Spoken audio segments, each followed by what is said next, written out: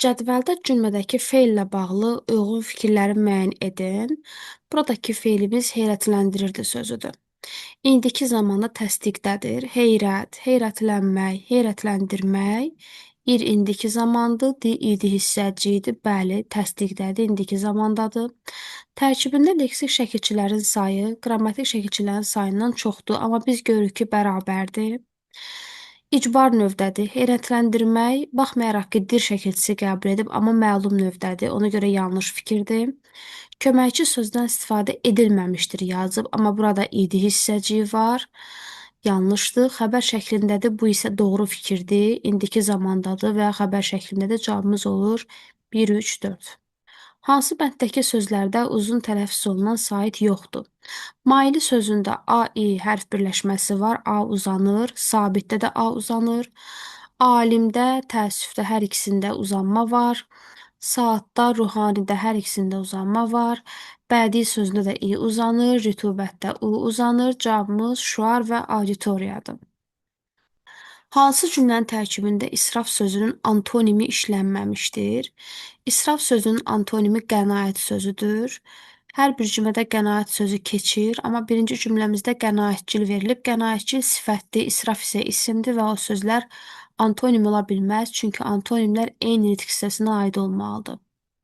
Cədvəldə uyğun fikirlər tələb olunur. Əvəzdən sonra vergülün istifadəsi düzgündür. O, şagirdlərin ən sevimli müəllimidir. Bu doğrudur. Bu, heç kimə fayda verməyəcək. Burada budan sonra əvəzli işlənib və əvəzli gəldikdə vergül qoyulmur. Bu, gəncliyimdən qalmış ən gözəl xatirədir. Bu da doğru verilib. Düzgün istifadə edilməmişdir. O, mənə uşaqlıq illərini sanki yenidən yaşadığını dedi. Burada da əvəzli işləndiyi üçün vergül olmamalıydı. Seçirik. Bu, qarşımızdakı ən böyük maneədir. Budan sonra sifət gəlib, vergülün qoyulması doğrudur. O, Niyazinin göstərişinə əməl etdi. Burada da o-dan sonra isim gəldiyi üçün vergülün qoyulması doğrudur. Cavabımız olur 1, 3 və 4. Quruluşca eyni olan sözlər sırası tələb olunur. Narazı sözü düzəltmədir. Gülə-gülə mürəkkəbdir. Başlamaq da düzəltmə sözdür. Çıxırıq. Kitablar sadə sözdür, amma dəftərçə və məktəbdəki düzəltmə sözdür. Çıxırıq. Zəhmətkeş düzəltmə, fəallıq düzəltmə. Bu ilki sözü mürəkkəb söz olduğu üçün çıxırıq. Yaralılar sözü düzəltmədir. Oxutmaq düzəltmədir. Birinci də düzəltmədir. Cavabımız bu variantdır. Bir və ikinci dərəcəli mürəkkəb, əzgin isə düzəltmə söz olduğu üçün çıxırıq. Uyğunluğu müəyyən edin. Başlanğıc formada olan sözdür, olmayan sözdür. Şəhərdəkilər sözündə lər qrammatik şəkilçisi olduğu üçün başlanğıc formada deyil. Qardaşımdakı sözündə isə sonuncu şəkilçimiz leksik şəkilçi olduğu üçün başlanğıc formadadır. 1-ə gedir B. Böyük sözü başlanğıc formadadır. Yaxşılıq da həmçinin başlanğıc formadadır. Çoxunun sözündə isə qrammatik şəkilçilər var, başlanğıc formada deyil. 1-ə B, C-yə, 2-yə isə A və D olacaq. Bu kitabdakı hekayələri yoldaşlarım da həvəslə oxuyurlar cümləsində eyni suala cavab verən sözlər hansı nitq hissələrinə aiddir? Cavabımız bu və kitabdakı sözləri olacaq. Çünki hər ikisi hansı sualına cavab verir? Bu işarə əvəzliyidir. Kitabdakı isə daki şəkilçisi vasitəsilə düzəlmiş sifətdir və biz bilirik ki, bu şəkilçi ilə düzələn sifətlər yalnız hansı sualına cavab verirlər və düzgün cavabımız əvəzli və sifət. Venn diaqramındakı uyğun fikirləri müəyyən edin. Miqdar sayı quruluşca düzəltmə sözü izah edir. Bəli, çox sözü gəlir sözünə aiddir və gəlir ismi gəlməkdən yaranmış düzəltmə isimdir. Zərf təsriflənməyən feilə aiddir. Bu da doğrudur. Az sözü çalışmaq feilinə aiddir. O da feili bağlamadır. İsmin xüsusiyyətini daşıyan say cümlələrin heç birində işlənməyib. Ona görə də bu variantı çıxırıq. Üçüncü şəxsin təkinin xəbərli şəkilçisini qəbul etmiş saylar var. Bəli, var. Yalnız qeyri-müəyyən miqdar say işlənir. Bu da yanlışdır. Çünki burada 1000, 1 müəyyən miqdar saylardır. Cavabımız olur 1, 2 və 4. Füzuli əsərləri həmişə yüksək dəyərə layiq görülür cümləsindəki sözlər haqqında yanlış fikri müəyyən edir. Sifət adi dərəcədir. Bəli, yüksək sözü. Sözlərin hamısı quruluşuna görə sadədir. Cavabımız bu variant olacaq. Çünki dəyər sözü düzəltmədir. Görülmək sözü düzəltmədir. Zərfi mənaca bir növ işlənib. Bu doğru fikirdir. Həmişə sözü zaman zərfidir. İsmin müxtəlif hallarında olan sözlər var. Bəli, Füzuli əsərləri Füzuli yəli halda, əsərləri adlı halda, dəyərlərə yönlü halda işlənmişdir. Mənsubi şəkilçili söz adlı haldadır. Füzuli əsərləri i mənsubiyyətdir və bu sözümüz adlı haldadır. Bu da doğru fikirdir. Tərz hərəkət zərfləri tələb olunur. Burada cavabımız olacaq elə birinci variant. Günorta zaman zərfidir. Ona görə çıxırıq, qorxaraq fe'li bağlamadır, dayanmadan, qaça-qaça fe'li bağlamadır. Orada yer zərfidir. Ona görə də bu variantlar yanlışdır. Mətndə nəyin səbəbini müəyyən etmək mümkündür? İlanın dilini çıxarmasının səbəbi onun susuz olması idi. Bir götürürük. Odunçunun kasıb olmağının səbəbi və yaxud da peşə seçməyinin səbəbi yox idi. Meşəyə getməsinin səbəbi odun qırıb satırdı. Baltadan istifadə edilməsinin səbəbi isə odur ki, oğlan ilanı öldürüb və qızıllar əldə etməyə çalışırdı. 1, 4, 5 olacaq bizim düzgün cavabımız. Altından xətt çəkilmiş ifadə ilə bağlı hansı fikirlər doğrudur? Altından xətt çəkilmiş ifadəmiz mətndə özünə gəlmək ifadəsidir, frazoloji birləşmədir və məcazi mənada işləndiyi bəllidir, frazoloji birləşmə olduğu üçün. Halı yaxşılaşır deməkdir, bəli, rahatlaşmaq deməkdir. Bu da doğrudur. Cavabımız olur 1, 2 və 4. Mətndəki əsas fikirlə səsləşən nümunələr. Əsas fikir burada dostluq şüşə kimidir, sınsa bərpa olunmur. Bunu götürə bilərik, çünki ilan sonradan artıq odunçunu bağışlaya bilmir. Odunçunun oğlunun səhvi ucbatından onlar arasındakı münasibət pozulmuşdu və bərpa olunmayacağını vurğulayır. Yaxşı oğul neylər ata malını, pis oğul neylər ata malını. Burada e, ata malı olaraq götürə bilmərik, çünki əslində ata oğluna hər hansı bir mülk qoymamışdı. Sadəcə ənənəni davam etdirməyini istəyirdi. Oğlu isə bunu etmir. İlanın ağına da lənət, qarasına da bu ümumiyyətlə uyğun gəlmir. Bəzi yaralar sağalmır və köhnə münasibəti saxlamaq mümkün olmur. Bu doğru fikir kimi götürülə bilər. Hansı ki, onların münasibəti artıq korlandığı üçün əvvəlki kimi ola bilməyəcəklərini odunçuya bildirir və düzgün cavabımız olur 1 ilə 4. Venn diaqramındakı hansı fikirlər yanlışdır? Odunçu odun satmaqla varlanır. Xeyr, varlanması ilanın hər dəfə ona qızıl gətirməsi ilə bağlı idi. İlanla bağlı əhvalatı digər şəxsə danışır. Bu doğrudur, oğluna danışır. Hər ikisi ilana süd verir. Bu da doğrudur. Tamahının qarşılığını həyatı ilə ödəməli olur. Bu da doğru fikirdir. Atasının tapşırığı ilə qırdığı odunu şəhərdə satır. Bu yanlışdır. Atası ona odun qırıb satmağı yox, ilana mütəmadi olaraq süd aparmasını tapşırmışdı və cavabımız olacaq 1 ilə 5. Mətnə əsasən doğru fikirlərdir. Odunçunun mərhəməti onun varlanmasına səbəb olur. Bu doğrudur. Oğlanın ehtiyatsızlığı ilanın yaralanmasına nəticələnir. Ehtiyatsızlıq yox idi, çünki oğlan bilərək qəsdən bu hərəkət eləmişdi. Odunçu ilandan qisas almaq üçün onunla dostluğa davam etmək istəyir. Xeyr, o ilanla münasibətlərini düzəltmək istəyirdi. Qisas almaq məqsədi yox idi. Oğlan atasının tapşırığına əsasən ilanla süd qızıl mübadiləsi aparır. Bəli, bir müddət bunu edir. Odunçunun artıq tamahı oğlunun ölümünə nəticələnir. Odunçunun yox, oğlunun özünün artıq tamahının şahidi oluruq. Bu da yanlış fikirdir. Cavabımız olur 1 və 4. Mətndə bu barədə məlumat var. Odunçu ilanla qarşılaşanda həmişə qorxu hissi keçirir. Bu yanlışdır, çünki birinci biz onun mərhəmət hissini görürük. İlan sancma saydı, oğlan onu balta ilə vurmazdı. Bu da yanlış fikirdir, çünki ilan onu sancmamışdı. Oğlan özü onu izləyib qızılları ələ keçirmək üçün balta ilə onu vurmuşdu.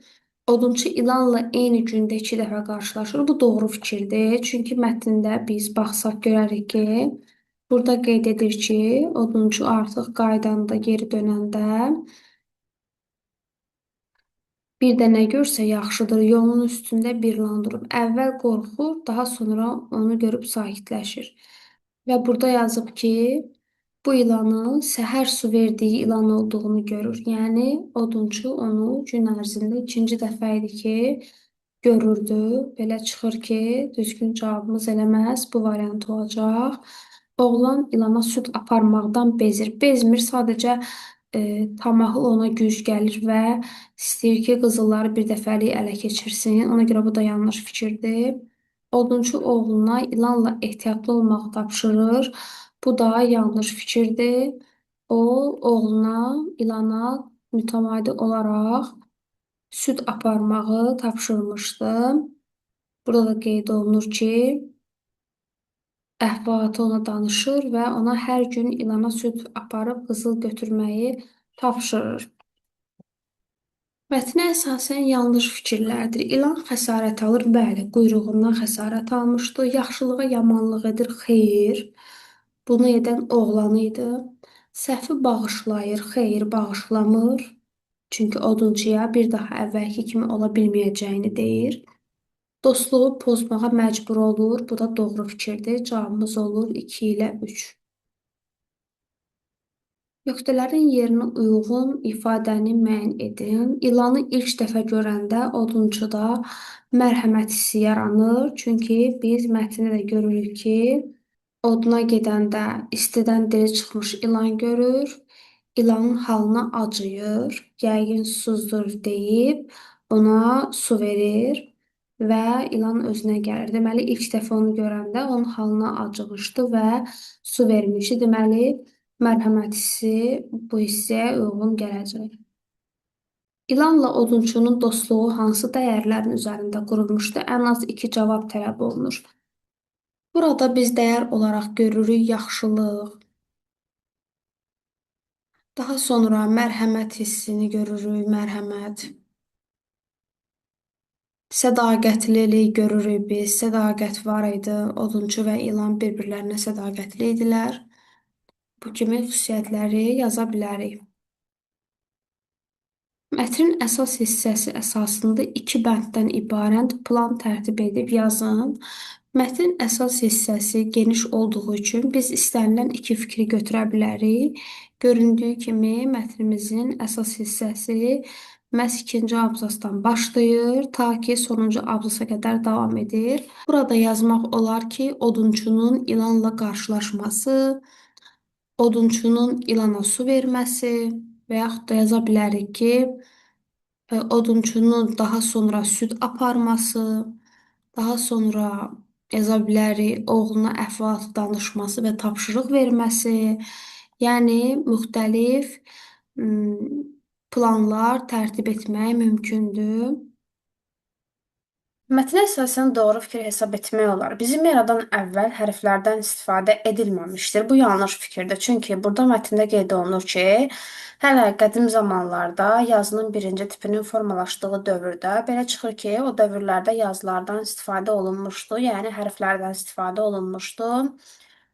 Daha sonra ikinci fikrimiz Viktor İstrin rəqəm sistemi üzrə tarixçi olmuşdur. Bu da yanlış fikirdir. Çünki burada Viktorun yazı tarixçisi olması vurğulanır. Rəqəmlər olmasaydı əlifba da olmazdı. Bu yanlış fikirdir. Çünki ilk öncə əlifba yaranır, daha sonra rəqəmlər haqqında düşünməyə başlayırlar. Hətta burada da qeyd olunur ki, əlifbanın yaranmasında xüsusi olan rolu olan Finikiyalılar çox-çox əvvəl hərflərdən rəqəm əvəzində istifadə etdilər. Qədim zamanlardan hər xalq öz əlifba sistemini yaratmışdı. Bunu da yanlış hesab edə bilərik. Çünki hər xalqın öz əlifbasını yaratdığı mətndə göstərilmir. Burada sadəcə Frikiyalıların əlifba yaratdığını göstərir. Bundan başqa həmçinin deyir ki, Yunanlıların əlifba rəqəm sistemi üsulundan Slavyanlar, Gürcülər də istifadə ediblər. Belə çıxır ki, onlar özləri üçün əlifba yaratmamışdılar və başqa xalqların əlifbasından istifadə ediblər. Cavabımız yazının müxtəlif tipləri olmuşdur. Bu variant olacaq. Çünki mətndə burada göstərilir ki, hələ qədim zamanlarda yazının birinci tipinin formalaşdığı dövrdə. Belə çıxır ki, yazının birinci tipi varsa, bir neçə tipi olub. Doğru cavabımız bu variantdır. Müqayisə cədvəlindəki hansı fikirlər yanlışdır? Müəyyən müddət hərf vəzifəsini də yerinə yetirmişdir rəqəmlər. Bu elə yanlış fikirdir, çünki əksinə rəqəmlər hərf yox, hərflər rəqəm vəzifəsini yerinə yetiriblər. Slavyanlar onlardan rəqəm kimi istifadə etdikdə üstündən xəttlər də qoyublar. Bunu doğru götürmək olar. Burada yazmışdı ki, müəyyən xəttlər istifadə edirdilər. Mətndə göstərilir. Daha sonra yazıb ki, 3-də inkişaf tarixi rəqəmlərin tarixi ilə bağlıdır. Tərsinə olmalı idi. Bu yanlış fikirdir. Çünki rəqəmlərin inkişafı hərflərlə bağlıdır. Çünki əvvəllər rəqəm əvəzinə hərflərdən istifadə ediblər. Daha sonra hərflərin üzərinə işarələr qoyulub, yəni zaman keçici təkmilləşdirilib və rəqəmlər formalaşmağa başlayıb. Deməli, cavabımız 1 və 3 olur. İnsanlar yaradıb. Bəli, hər ikisini nəticədə insanlar yaradıblar və hər ikisi müəyyən işarələrdən ibarətdir. Bunlar doğru fikirlərdir.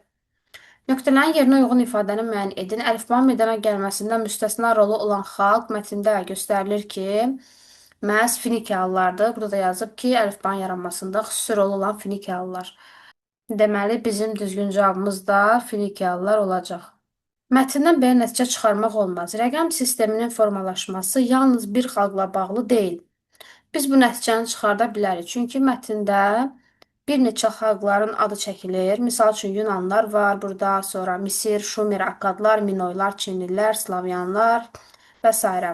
Bir çox sahələrin inkişafı yazı və rəqəmlərin inkişafına bağlıdır. Bu da mətn nəticəsində göstərir ki, rəqəmlərin olmaması müxtəlif elmlərin inkişafına lazımi imkan yarada bilmirdi. Qədimdə rəqəmlərə tələbat hərflərdən daha çox olmuşdur.